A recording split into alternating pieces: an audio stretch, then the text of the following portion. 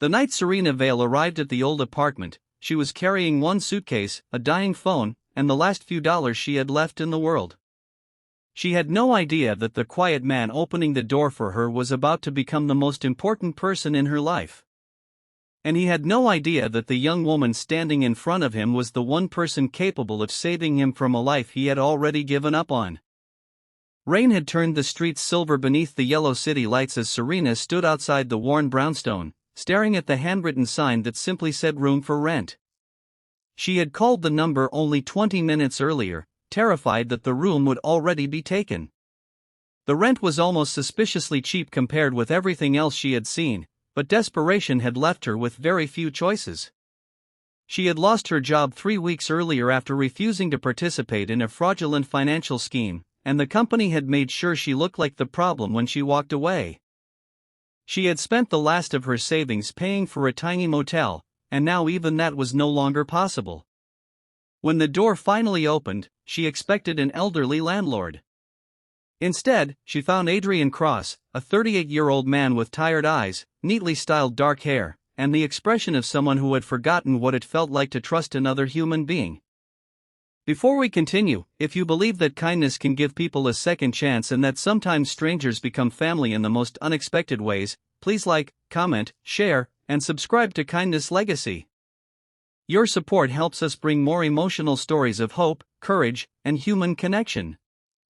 Adrian showed Serena the room without asking unnecessary questions. It was small, clean, and modest, with a window overlooking the city and a narrow bookshelf filled with old novels. He explained the rules calmly. Rent was due on the 1st, noise had to be kept low after 10, and the kitchen was shared.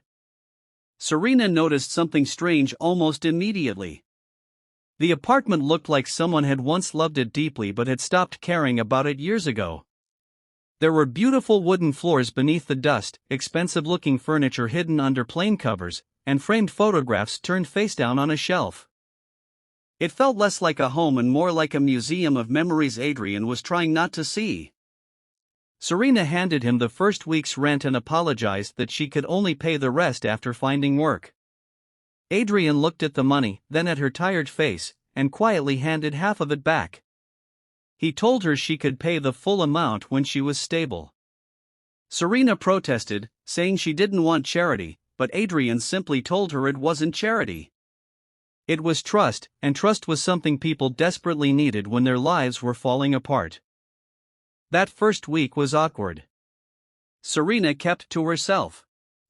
Adrian left early every morning and returned late at night. Neither seemed interested in conversation. Yet little things began revealing their loneliness. Serena noticed Adrian never cooked for himself. He drank coffee for dinner more often than any healthy person should. Adrian noticed Serena sat in the kitchen every night applying for jobs until nearly midnight, even when rejection emails arrived one after another. She never complained. She simply opened another application and tried again. One evening, Serena found Adrian sitting alone at the table staring at an old laptop. The screen showed financial reports and photographs of a company building. He quickly closed it when she entered. Serena didn't ask, but she could tell he had been crying. Adrian's tough expression disappeared for a brief second before returning. Days turned into weeks, and the two strangers slowly became comfortable around each other. Serena began cooking because she couldn't stand watching him survive on coffee and toast. Adrian started fixing the small things around the apartment that had been broken for years. The kitchen light stopped flickering. The bathroom door finally closed properly. The old heater began working again. Somehow, without discussing it, they were turning the dead apartment into a home. But Adrian remained a mystery. One afternoon Serena found an old newspaper hidden inside a drawer. The headline immediately caught her attention. It described a brilliant young businessman named Adrian Cross, founder of one of the city's fastest-growing technology companies. The article called him a visionary worth hundreds of millions. Serena stared at the photograph. It was him. The same face. The same eyes. But the man in the article looked completely different. He was smiling beside a sleek corporate headquarters, surrounded by reporters and investors. Serena couldn't understand why a man once worth so much was renting out a room in an aging apartment building. That evening Adrian came home and saw the newspaper in her hands. For the first time, anger flashed across his face. He demanded to know why she had gone through his things. Serena apologized immediately and explained that she had found it accidentally. She told him she had no interest in his money or past, but she deserved to understand why her landlord seemed like a completely different person from the man in the newspaper. Adrian finally sat down. After a long silence, he revealed the truth. Years earlier, he had built his company with his closest friend, Marcus Bellamy. They had started from nothing and eventually created a technology empire. Adrian trusted Marcus completely. He had considered him family. But as the company grew, Marcus became obsessed with control. He secretly manipulated financial records, moved company funds, and prepared to blame Adrian when the fraud was discovered. By the time Adrian learned what was happening, investors had lost millions. The company collapsed. Marcus disappeared. And Adrian became the face of the scandal. He lost nearly everything, including his reputation. But the worst part hadn't been the money. His fiancée had left him the same week, telling him she couldn't spend her life married to a man whose name appeared in newspapers for all the wrong reasons. Adrian lost his business, his future, his closest friend, and the woman he thought would stand beside him.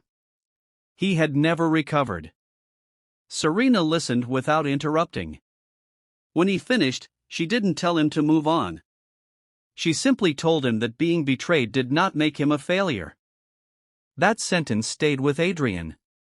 For the first time in years, he looked at someone without expecting them to leave. After that night, their relationship changed. It wasn't suddenly romantic. It was something deeper. Serena encouraged Adrian to rebuild his career. She studied the old company records and discovered inconsistencies that everyone else had missed. Her experience in finance allowed her to identify transactions that suggested Marcus had secretly transferred assets before the collapse. Adrian initially refused to believe it. He had spent years convincing himself that the truth no longer mattered. Serena insisted that truth mattered even when it arrived late. Together they began investigating. Night after night, they worked at the kitchen table with old documents, laptops, handwritten notes, and cups of cold coffee. The same room that once held silence slowly filled with determination. Then they found something extraordinary. Marcus had not simply stolen money. He had created a network of shell companies and transferred several patents belonging to Adrian's original company into businesses secretly controlled by himself. Those patents were still worth millions. Adrian could have reclaimed everything. But there was a problem. The evidence was buried inside records that had been sealed after the bankruptcy case. Serena refused to give up. Using her financial knowledge, she traced the transactions to an offshore account and found a connection to a major investment firm. She prepared a detailed report and sent it to the authorities. Within weeks, the old case reopened. Marcus was eventually located and arrested. The news exploded across the city. Adrian's name was cleared. The patents were recovered. The money that had been stolen was returned. And suddenly, the man who had spent years hiding inside a broken apartment became wealthy again. But something had changed. Adrian no longer cared about proving how successful he could be. He cared about proving that Serena had been right. A person could lose everything and still begin again. He offered Serena a position in his rebuilt company. She accepted, but only after making him promise that the company would never become another place where people were treated like numbers. Adrian agreed. The new company was built differently. Employees were treated with dignity. People who made mistakes were given opportunities to recover. And a special fund was created to help workers facing sudden unemployment or financial hardship. One evening, months after everything had changed, Serena stood by the same kitchen table where they had uncovered the truth. The apartment was still modest. The old wooden floor was still scratched. The faded curtains were still hanging by the window. But now the place felt warm. Adrian told Serena that he had spent years believing his greatest loss was money. He had been wrong.